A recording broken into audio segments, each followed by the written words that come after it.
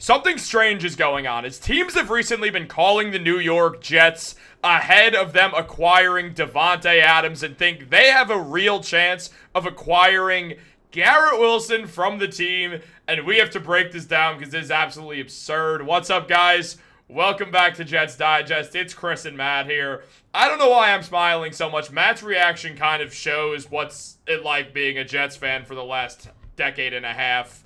And that's clearly not stopping anytime soon. And on top of all the losing and everything, now there is a world where teams think they could actually acquire Garrett Wilson from the Jets, as Adam Schefter revealed that after the New York Jets' acquisition of Davante Adams this week, a select group of NFL teams have inquired into whether the Jets would be willing to trade fellow star wide receiver Garrett Wilson. The Jets have heard from other teams but are not planning to trade Wilson, according to sources, and it's also mentioned that it's understandable why teams would reach out to the Jets. No, it's not. Who added talent at the wide receiver position in Adams? I don't care. These teams also know that Wilson eventually will be in line to land the type of lucrative contract that other wide receivers have signed in recent months. Yeah, it's going to be with the Jets. As the trade market, or as the market at that position has exploded, teams have been willing to try to acquire Wilson with the understanding they would be willing to pay the 2022 first-round draft selection once he's eligible for a new contract, but that seems like a moot point for the time being, with New York planning to keep Wilson. No kidding! The Jets want to keep Wilson? Well, there goes my bet where I threw $10,000 on the Jets to trade Garrett Wilson before his rookie deal is up. Obviously, that makes so much sense, right, Matt? I mean, who wouldn't trade Garrett Wilson for absolutely no good reason whatsoever? Yeah, Chris, I guess this is news because you can't stop teams from picking up the phone and calling Joe Douglas and asking, but they really should just don't even pick up the phone. This is really, really dumb. What I'm reading that the reasoning is they got Davante Adams, so now they don't need Garrett Wilson. But the reason we picked up Davante Adams was to add him to Garrett Wilson. So why would we then get rid of Garrett Wilson? This team is trying to win now. I understand they're not doing a good job of that, but the idea is to win now. So why would you trade away one of the best players on the team? Last night, obviously horrible game, and that's why this is in the news today. We understand that Adam Schefter broke this news last week. We just let it go because we thought that's not going to turn into anything. But last night, after watching Garrett Wilson make a couple of boneheaded plays, we thought those trade rumors might ramp up a little bit, and they definitely did, with Bleacher Report today releasing another article naming Garrett Wilson a trade candidate. And I have no idea why they would do this, because the Jets are gonna sign Garrett Wilson long term. He is, unless they decide to completely go scorched earth rebuild, then that Garrett Wilson would become available. But that is not in the cards for this year, not in the cards for next year. And then in 2 years, Garrett Wilson's probably already paid. But Chris, at this moment, Garrett Wilson, this feels like a fantasy football trade where people think that just because the Jets have made a bunch of moves, they're going to keep making moves, or the Jets are going to make a move for fun or just to make a splash in the media. It doesn't make any sense. I would say it doesn't make enough sense, but it doesn't even make the tiniest little bit of sense. So trading Garrett Wilson, obviously, I don't know if any Jets fan could ever get behind that idea. I don't see why any Jets fan would get behind that idea. Now, I understand Garrett Wilson had a bad game yesterday. Feels like a while ago for some reason, maybe because I turned it off before the fourth quarter because, well, we saw how that was going. Now, here's the deal. Garrett Wilson did not play well against the Steelers last night, and frankly, who cares? Look, the Jets lost. I'm mad the Jets lost. I'm mad they let up 37 points to the Steelers. That's not Garrett Wilson's fault that they let up 37 points to the Steelers. Now, Wilson obviously had a bad game and discussed having a bad game and was disgusted at himself having a bad game. And there's been a lot going on just about that.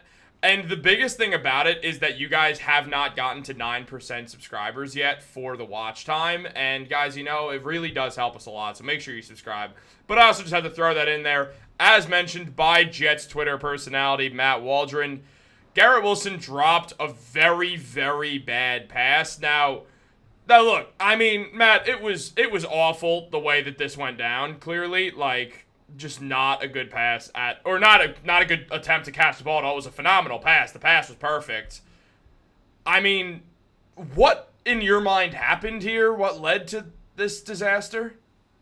There's nothing to say. Garrett Wilson makes his catch 10 times out of 10. And apparently somewhere in there, there's a time where he doesn't catch it. And this was that time.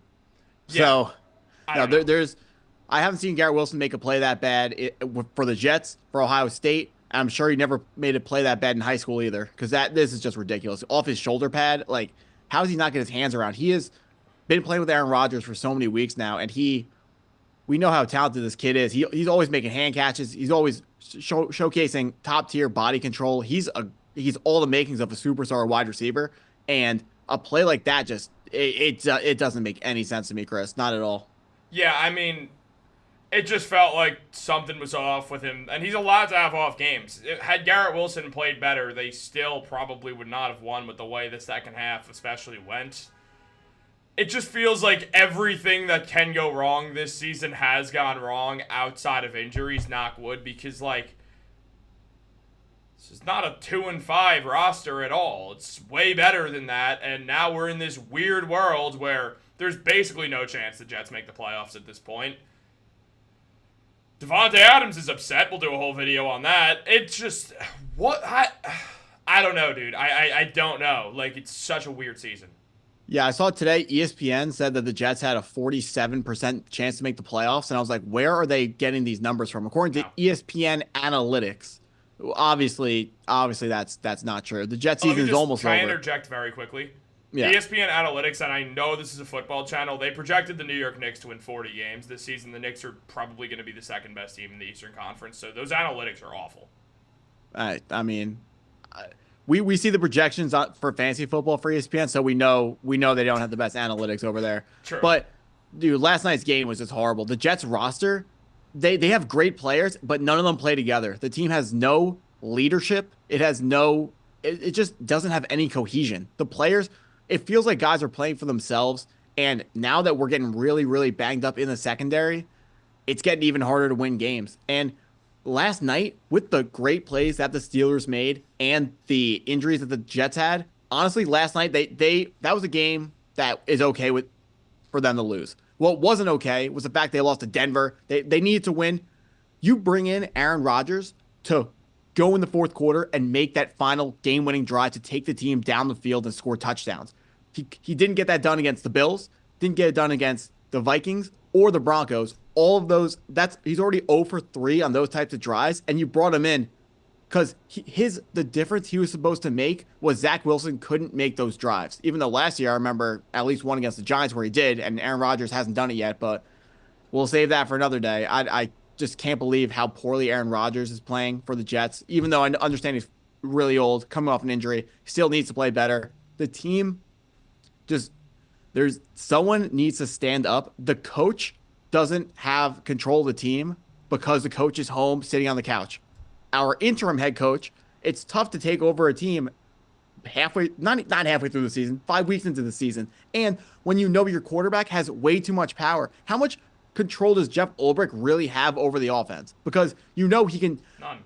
Whatever he wants to say, you know he's going to say something, and then Aaron Rodgers is going to have the right to overrule him just because he has an Aaron Rodgers clause. And that's a problem because there are so many guys who have so many accolades off the Jets. And we feel like they should play better because of what they've done in the past. But the thing is, this year, no one has shown us anything on the field. The Jets have 2 wins, and they were against the 1-win Titans and the 1-win Patriots. Those games barely even count. The Titans, we almost lost that game. This team is truly, truly terrible. I don't know how they're so bad with the way the roster is constructed. Like, we can say that this needs to happen, that needs to happen. Last night, we were outcoached horribly. Chris, special teams, they almost had a punt blocked. They had an extra point blocked. It was blocked. That penalty was BS. There was a field goal blocked. Xavier Gibson muffed a punt, and we got lucky that it went out of bounds, and he made up for it by the next punt. He fumbled that as well. But fortunately, that went out of bounds again, too. The Jets got lucky a couple times last night. Couldn't even come close to capitalizing on it. Tyron Smith, we might see Olu soon because Tyron Smith looks like a shell of his old self. which was great, but he's getting old too. So it might be time to give a rookie a look. But right now, we need a leader in the locker room to host a players only meeting, just do something to get these guys on the same page. We've talked about accountability, which needs to come up. Obviously, Aaron Rodgers talking about not listening to the media. He's got to get the guys listening to something, because what they're doing right now, not even close to working.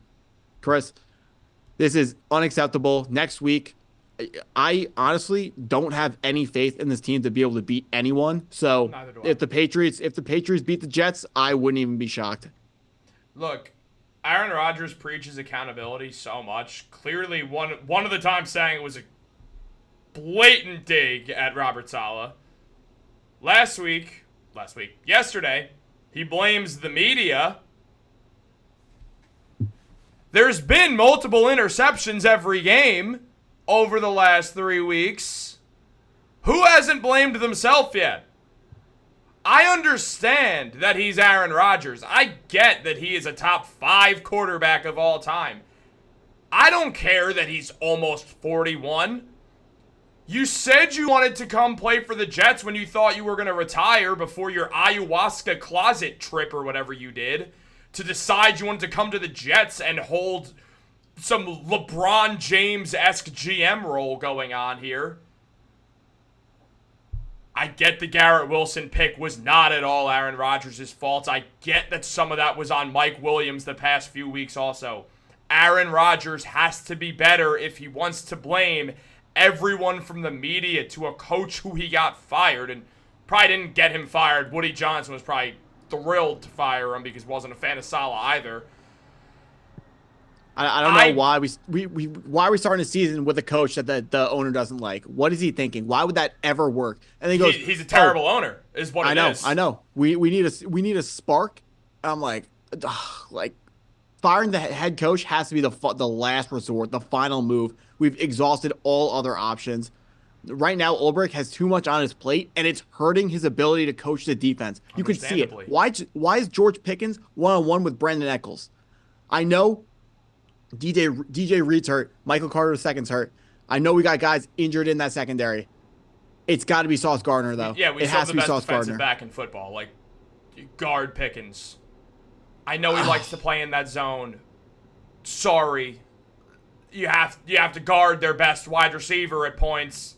No, he's going to go wherever the defense tells him to go. The defense told him to stay on the left side, so that's why he stayed there in the past. He's always said that he's open to shadowing, following the best wide receiver for the other team. So if they tell him to do it, he's going to do it, and he's going to do a great job of doing that because he's one of the best corners in the league today. I think he's the best.